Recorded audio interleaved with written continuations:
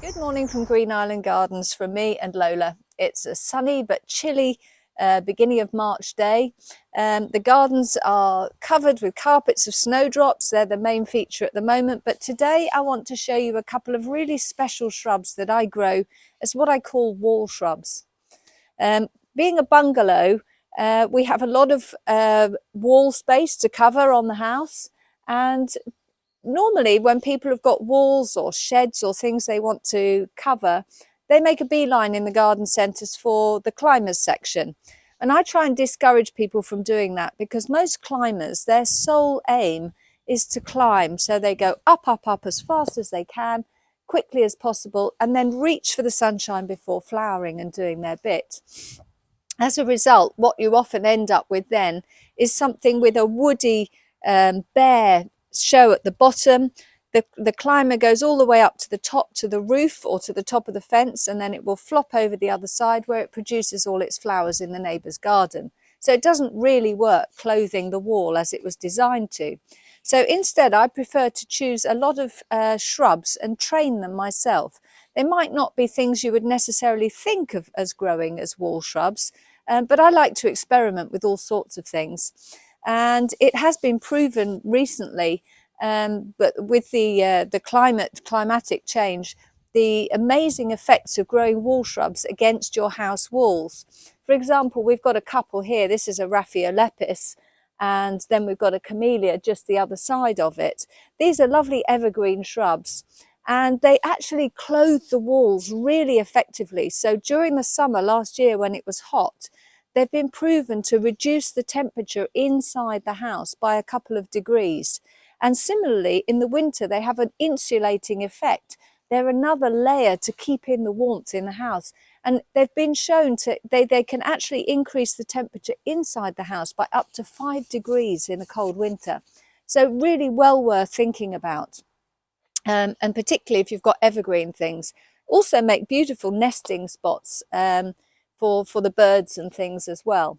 So, as I say, we're going to look at a few wall shrubs today, and probably in the distance you can see just along the terrace here a splash of bright pink down in the Japanese garden, and we're going to go and have a look at this now. It's called Prunus mume Benny Chidori.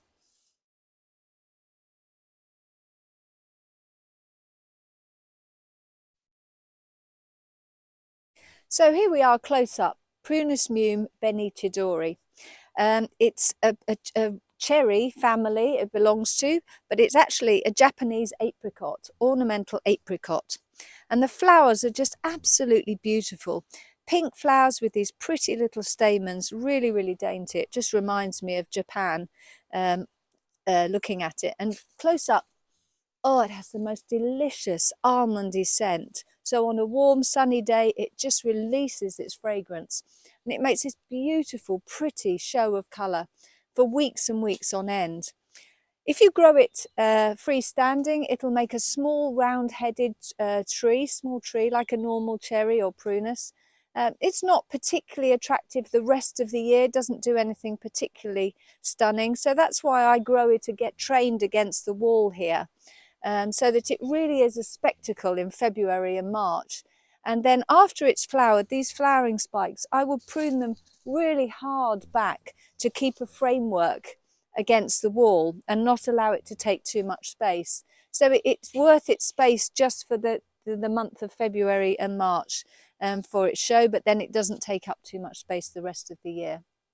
It is very difficult to get hold of, but it's well worth seeking out. You'd have to look for an online nursery that specialises in more unusual plants, but as I say, well worth getting. I'm still waiting for it to produce me any apricots, which it hasn't done yet, but maybe it would have to be in Japan for that. So just round the corner from the Prunus in the Japanese garden, there's this little shrub here. A lot of people mistake this for a fuchsia, because you can look at these little dangling red pendant flowers, but it's actually a flowering currant, which becomes apparent if you get close to it. It's got very, very prickly, spiky stems, and that's really the reason that I first grew it against the wall here, because I didn't want to be rummaging around in that where I could get spiked by accident. But actually I think it works really well trained with the branches horizontally, and then it allows these lovely flowers just to hang down. It doesn't like getting too dry in the middle of the summer, so we often cut out some of the dead wood and just leave the green ones, but I think it makes a really good show on against the wall there. So round on the other side of the house now, this is north facing, and this is a lovely evergreen shrub here called Garrya elliptica James Roof. Common name is the silk tassel bush, and you can see why. It has these lovely silky hanging tassels. This variety, James Roof, it's a male one, and the male ones are the ones that have the large catkins, and this is definitely the variety to go for, because in a good situation you can get the tassels 20 to 30 centimetres long. It's a lovely evergreen, and it can be grown as a hedge, it can be clipped into like topiary like you, but then you've got this added bonus of these lovely tassels which persist for several months. Again, a nice one to grow up against a house wall and keep it quite compact. So I'd love to be able to take the credit for planting this camellia here, but unfortunately it was already planted here on a south-facing wall when we moved here to Green Island 7 years ago. It defies everything that the books say about camellias, that you should give them part shade and a moist, well-drained soil. This is about the hottest, driest point on Green Island, facing due south, and it absolutely bakes in the summer and gets virtually no water at all at the roots. But yet it defies all that and rewards us with this profusion of beautiful pink blooms starting from February on, and it will go right through to April if we're lucky. Being on a south-facing wall, it doesn't suffer too much with the frost.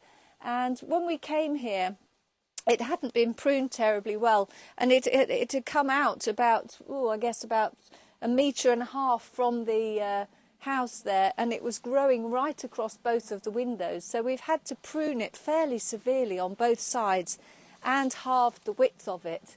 But I've allowed it to go much further up, and so we'll restrict it just to the gable of the house. But it really does make a spectacular sight. And not many people would think of growing a camellia against the wall, as this one is. We have another one just round the corner, which I've managed to keep much more compact, if you like. And this one is Anticipation, which has beautiful pink, very heavy double flowers, which can get a little heavy on a freestanding shrub. But trained against the wall like this, it's supported really well. You can just see the first one of these just beginning to come out. So in a few weeks, this will be a real picture as well. So definitely worth trying training them against the wall. And don't worry about putting them south facing. I think they flower better actually with a bit more sun. And then as we just go round another corner back towards the tea room, another couple of lovely shrubs we've got growing here. I can't go past the Daphne without just taking in the beautiful scent, Belua Jacqueline Postel. It's been flowering since the beginning of January, and as I come out the kitchen door and as our visitors come through from the entrance, it's the first thing that greets them, that beautiful smell. But just opposite here, we have another lovely evergreen shrub. I really love this. It's called Drimys lanceolata. Common name is the pepper bush, and it comes from South America. And it has beautiful red stems coloured to the growth, and then these leaves, pretty leaf formation. They are very spicy. You chew them and it's fairly innocuous, and then later on it starts burning, and it's really, really quite peppery. And they're used in cooking for flavouring the foods in South America. Thankfully the burning doesn't last too long, but in about a few weeks' time it's adorned with the most beautiful pretty flowers, yellow flowers that open from really, really attractive red buds, and I think it looks really, really good. I should have kept it slightly more trained and compact against the wall, and if I could do that again I would do, but nevertheless I think it's an invaluable shrub. We use it a lot in flower arranging and wreath making at Christmas especially, when the stems seem to take on an even more red colour. So another one definitely worth considering. Now, This one, unfortunately, is past its best now. It has been a real picture for the month of February. It's called Abeliophyllum distichum. It comes from Korea, so it's fully hardy, although I'm growing it here against a more or less south-facing wall of the tea room. It's related very closely to forsythia, and some people call it a white forsythia. I actually hate forsythias. I think they're dreadful shrubs and they shouldn't be planted. They just grow far too fast and they runner and sucker and they're everything bad about plants in design terms, because they only look good for a very short time in the year. Now this one, again, it only really peaks at this time of year, although the autumn foliage is really nice. It does go a nice pretty purple colour. But the beauty of these lovely white flowers is that they have the most beautiful, delicious scent. And we cut a few and had them in the tea room for about a week, and they lasted ages, nearly 10 days in there, and scented the whole room. So this is definitely one worth trying. As I say, it's gone past now, but it has been a real picture. And it's very easy to control. We just literally, after it's finished flowering, we just come along and clip off all the forward-facing branches just to restrict it against the framework, against the tea room wall there. So finally, this is another one of our camellias, Camellia donation, grown as a wall shrub up against the wall of our little chalet here, Bluebell's Cottage. If you fancy a weekend away, we do have a couple of these little cottages which are up for rental on Airbnb, so feel free to book and come and enjoy the gardens for a couple of days. But anyway, thank you very much for watching our video again. It's a pleasure to be back with you, and thank you for your continued support. Please do share and our video and like or subscribe to our YouTube channel. It's very helpful. And if you want any more information, you're welcome to drop us an email or comment on the video. Thank you for watching.